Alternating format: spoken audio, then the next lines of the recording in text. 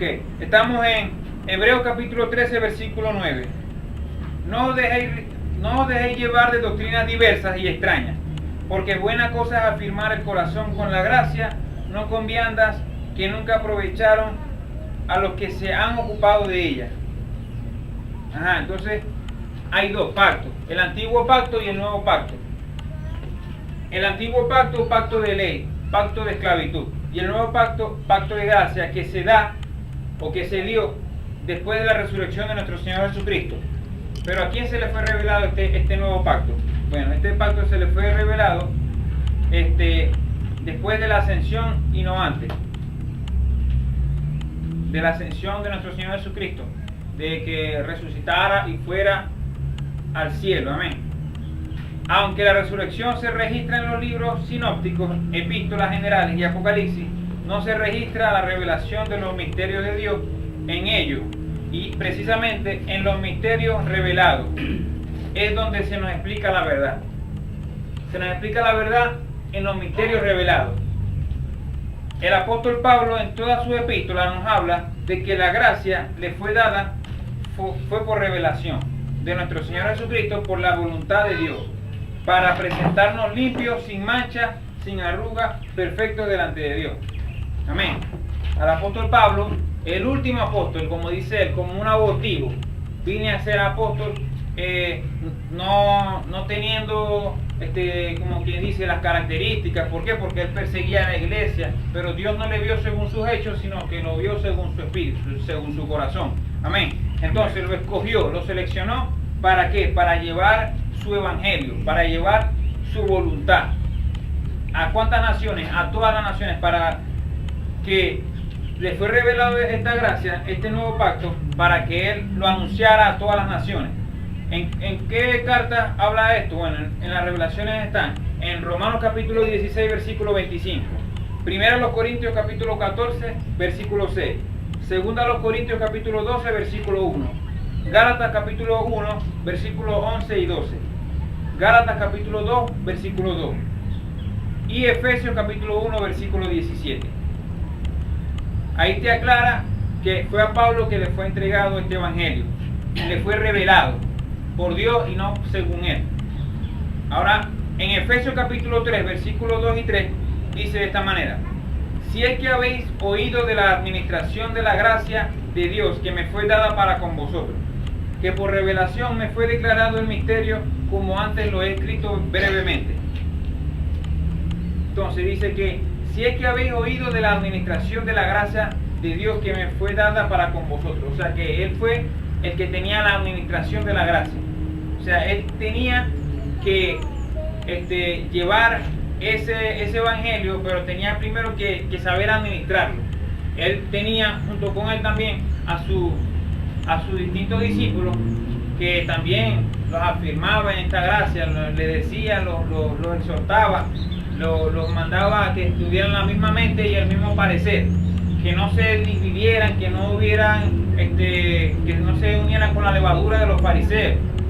Amén. Era administraba muy bien la palabra de Dios. Era un buen administrador. Que por revelación me fue declarado el misterio. Amén. Él siempre daba testimonio de que le fue revelado el misterio por Dios. O sea, que siempre le daba la gloria a Dios. No se la daba a él, sino que se la daba a Dios. Amén. Siempre. De la misma manera nosotros tenemos que hacer esto. Darle la gloria a Dios, porque esto nos fue revelado por Dios por medio de las cartas paulinas, de las cartas del apóstol Pablo. En Efesios capítulo 4, versículo 29, dice: ninguna palabra corrompida salga de vuestra boca, sino la que sea buena para la necesaria edificación, a fin de dar gracia a los oyentes. Ninguna palabra corrompida. O sea que no puede salir una mala noticia de nuestra boca, ¿verdad? No puede. ¿Por qué? Porque es una palabra que va a traumatizar a los oyentes, los va a asustar. Y Dios no quiere que demos mala noticia, que Dios quiere que demos su gracia, su voluntad, que son buenas nuevas, buenas noticias de salvación, que te salvan, que te dan libertad. Jesucristo le dijo al apóstol Pablo: ve a anunciar este evangelio ¿a quién? A los gentiles, hasta los hijos de Israel, a los reyes, a los gentiles y hasta los hijos de Israel. Amén. A todo hombre. Pero no podía hablar una palabra corrompida, no podía estar mezclado hablar de lo que él ya sabía anteriormente. No podía juntarse con la ley, con los fariseos. No tenía tenía que administrar bien la gracia, tenía que estar muy pendiente de lo que él iba a hablar, lo que iba a salir de su boca, para que no dañara, para que no dañara al oyente, sino que sea buena la palabra para la necesaria edificación. Cuando habla de edificación es que nosotros tenemos que formar a Cristo en nosotros. Nosotros somos un templo de Dios, templo y morada del Espíritu Santo. Amén. Lo recibo. Entonces, somos la iglesia de Dios y somos cada uno edificios que vamos cada día más edificando y edificando. Amén. Hasta formar el cuerpo de Cristo, que es la iglesia, a fin de dar gracia a los oyentes. Amén. Cuando un oyente recibe la gracia de Dios, amén, el espíritu está contento, el espíritu está activo y se olvida de todos sus problemas.